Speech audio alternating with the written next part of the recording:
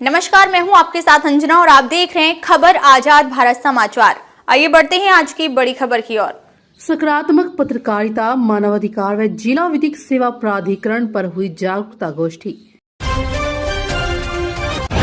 राष्ट्रीय पत्रकार संघ मानवाधिकार फोरम द्वारा आयोजित कार्यक्रम में समाज सेवी व्यापारियों सहित पत्रकारों को किया गया सम्मानित। सुल्तानपुर राष्ट्रीय पत्रकार संघ मानवाधिकार फोरम की एक बैठक मेहमान रेस्टोरेंट के हॉल में राष्ट्रीय अध्यक्ष डीपी गुप्ता की अध्यक्षता में संपन्न हुई। बैठक का कुशल संचालन वरिष्ठ समाज सेवी सारथी कसोधन ने किया। इस कार्यक्रम में बतौर मुख्य अतिथि रीना जायसवाल भाजपा नगर अध्यक्ष सम्मिलित हुई। बैठक में मानवाधिकार के विषय पर डॉक्टर पवन पांडे व सकारात्मक पत्रकारिता पर वरिष्ठ पत्रकार अशोक सिंह का उद्बोधन हुआ। बैठक में उपस्थित लोगों को जिला विधिक सेवा प्राधिकरण व सुप्रीम कोर्ट द्वारा चलाए जा रहे मध्यस्थता अभियान पर हरि राम बाबू व पैरा लीगल वॉलंटियर पत्रकार योगेश यादव ने विस्तृत जानकारी देकर लोगों को जागरूक किया। इस दौरान संगठन की इकाई लघु उद्योग व्यापार मंडल द्वारा चलाए जा रहे दानवीर भामाशाह रतन सम्मान को अंकुरन फाउंडेशन से जुड़े समाज सेवी व्यापारियों सहित रतन गुप्ता, अंजनी जायसवाल, सरदार अमरजीत सिंह, सूरज नारायण कसोतन आदि को प्रशस्ति पत्र देकर सम्मानित किया गया। इसके अतिरिक्त समाज सेवी डॉक्टर आशुतोष श्रीवास्तव, हरि राम बाबू, डॉक्टर पवन पांडे सहित अशोक सिंह, योगेश यादव, राजदेव यादव, शिवशंकर चौधरी, नितेज रणविजय सिंह आदि पत्रकारों को सम्मानित किया गया। इस अवसर पर संगठन के गजानन मोदनवाल, अरविंद चौरसिया, अश्वनी वर्मा, प्रदीप मिश्रा, ओम प्रकाश गुप्ता, सत्यनारायण मोदनवाल, नरोत्तम कनौडिया, रमेश मोदनवाल, सरदार जसविंदर सिंह, जीत बहादुर मोदनवाल, राजेश सोनी सरदार, महेंद्र पाल सिंह सहित बड़ी संख्या में पदाधिकारीगण व अतिथि मौजूद रहे। जो कि लगातार कुछ व्यापारी जो जिनको प्रशासन द्वारा सम्मान नहीं दिया गया बल्कि केवल जीएसटी के आधार पर बड़े व्यापारियों को सम्मान दिया गया, तो हम लोगों ने नीति बनाई कि हम लोग स्वयं उनका सम्मान करेंगे, जिसके तहत दर्जनों व्यापारियों को हम लोगों ने सम्मानित किया।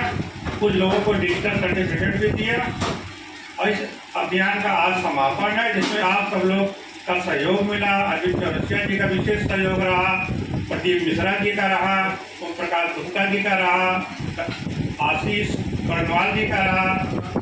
इसी के साथ आज अभियान का हम समापन करते हैं। दिसंबर 1948 द्वितीय विश्व युद्ध के बाद, वैसे तो प्रथम विश्व युद्ध में ही हमको दिखा कि मानवता की जो अंतरात्मा थी, मानवाधिकार की स्थापना तो उसी समय हो जाना था, लेकिन द्वितीय विश्व युद्ध 1944 में समाप्त होने के बाद जब संयुक्त राष्ट्र संघ की स्थापना हुई, उसके बाद संयुक्त राष्ट्र महासभा में 10 दिसंबर 1948 को राष्ट्रीय मानवाधिकार आयोग की स्थापना की गई और तब से हम हर 10 दिसंबर को ही मानवाधिकार दिवस के रूप में मनाते हैं। भारत में इसकी शुरुआत 1993 में हुआ। जरा सोचिए कि 1947 हमारा देश आजाद हुआ। असफलता कहें या सफलता कहें, इसको आप लोग खुद समझें। अब बात आती है मानवाधिकार है क्या।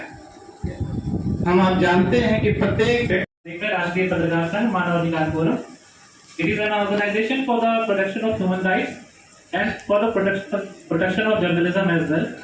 हम लोग ये एम करते हैं कि आप सभी के मानवाधिकारों की रक्षा हो सके, उसके लिए आपको जो भी जानकारी जरूरत की जानकारी है वो आपको प्राप्त हो सके, और हमारे माध्यम से जर्नलिज्म में भी जो भी बेटर अपॉर्चुनिटीज हों वो अवेलेबल हो सके और एक संगठित रूप से हम आगे बढ़ सकें, ताकि हमारे जर्नलिस्ट भाई बहनों का भी प्रोटेक्शन हो सके। दूसरी बात आपसे ये कहना चाहूँगा कि we all have a super power in our hand. हम सबके पास एक सुपर पावर है, आप सबके हाथों में भी है इस समय मोबाइल फोन जिसको हम कहते हैं, लेकिन हम लोग उसका यूज इतने अच्छे से कर नहीं पा रहे हैं। मोस्टली टाइम स्क्रॉलिंग में रील्स देखने में चला जा रहा है, which is also beneficial in a way कि अगर हम उन रील्स को देखें जो हमारे लिए बेनिफिट करें, तो शायद हमें बहुत सारी जानकारियाँ घर बैठे मिल सकती हैं। हम ऐसे पेजेस को लाइक करें, ऐसे पेजेस को फॉलो करें जो कि हमें लीगल जानकारी दें, जो कि हमें जर्नलिज्म के बारे में बताएं, ह्यूमन राइट्स के बारे में बताएं, या आप बिजनेस अपॉर्चुनिटीज के बारे में बताएं, तो वो चीज़ें हमें रेगुलर मिलती रहेंगी, तो हमें भी जो है कुछ ना कुछ नई माइंड में आएगा कि हम भी ये कर सकते हैं, या ये अधिकार हमारे पास प्राप्त है। इतना जो है अच्छा मोबाइल का यूज हो गया है कि अगर हम विदेश में बैठे रहें तो हमें विदेश की भाषा भी सीखने की जरूरत नहीं है, बस पिक्चर क्लिक करेंगे और हमें ट्रांसलेट हो जाएगा कि क्या लिखा हुआ है।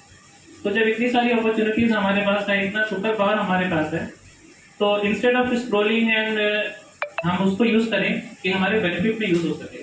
बस that's all. Thank you so much. जो आपने मुझे आमंत्रित किया और यहाँ पर सम्मानित मंचासीन डॉक्टर डीपी गुप्ता जी का भी मैं हृदय से आभार व्यक्त करती हूँ कि उन्होंने अपनी इस संस्था पर मुझे आमंत्रित किया। और यहाँ पर जितने भी सभी वरिष्ठ लोग बैठे हैं, मैं सबको सादर प्रणाम करती हूँ, वंदन करती हूँ, और आप सभी का बहुत बहुत हार्दिक आभार मुझे इस संस्था में इनवाइट करने के लिए।